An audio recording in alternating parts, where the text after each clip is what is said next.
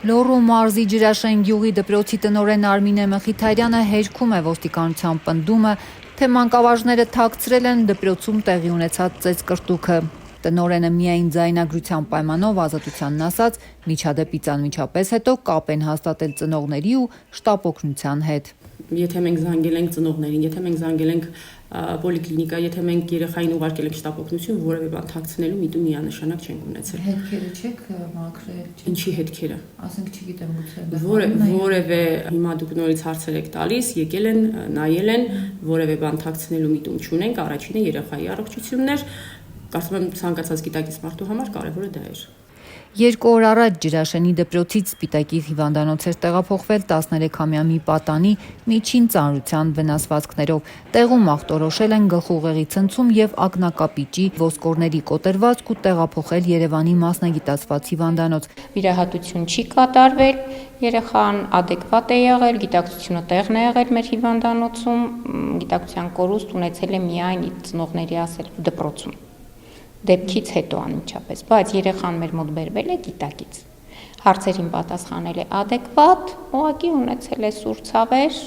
մի քիչ շշմացություն ու քթի ծարունացություններ ունեցել դպրոցում։ Ըստ իրավապահների տղային ծեծել են համադասարանցիները, իսկ դպրոցի անձնակազմը լռել է դեպքի մասին։ Ներքին գործերի նախարար Արփինե Սարգսյանն այսօր հայտարարեց, որ միջնորդագիր կուղարկի կրթության եւ գիտության նախարարին պարզելու, թե ինչու ուսումնական հաստատությունը դեպքի մասին չի տեղեկացրել ոստիկանությանը։ Եթե կան այնպիսի իրավիճակներ, որ ուսումնական հաստատությունը չի տեղեկացնում իրավապահ համակարգին դեպքի մասին, սա ոչ թե պիտի գովաբանենք, ասենք, որ շատ լավ է, այ պետք չի այս մասին բարձրաձայնել իրավապահ համակարգին, այլ հակառակը պիտի ռեակցիա լինի։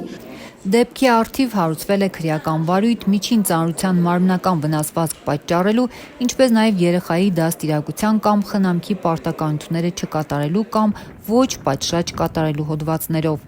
Տնօրենը խուսափում է մանրամասներից, նշելով, որ դպրոցի անձնակազմի մեղքի բաժինը պետք է պարզեն իրավապահները։ Քննությունը դեռ պետք է հստակեցնի, արդյոք պատանուն ծեծել է 1, թե 3 համադասարանցի եւ որն է եղել ուսուցիչների պատասխանատվությունը։ Մինչ տուժած երեխան բուժումը շարունակում է Երևանում ու երկուշաբթի կվիրահատեն վնասված աչքը, նրա մայրը ի տարբերություն իրավապահների դժգոհություն չունի դպրոցի անձնակազմից։ Ես ընդհանրապես տնօրենի կամ ուսուցիչների դեմ բողոք չունեմ, ես իրանցից շատ գոհ եմ, իրանց հետ աջակցելու, իրանց հետաքրքրվելու,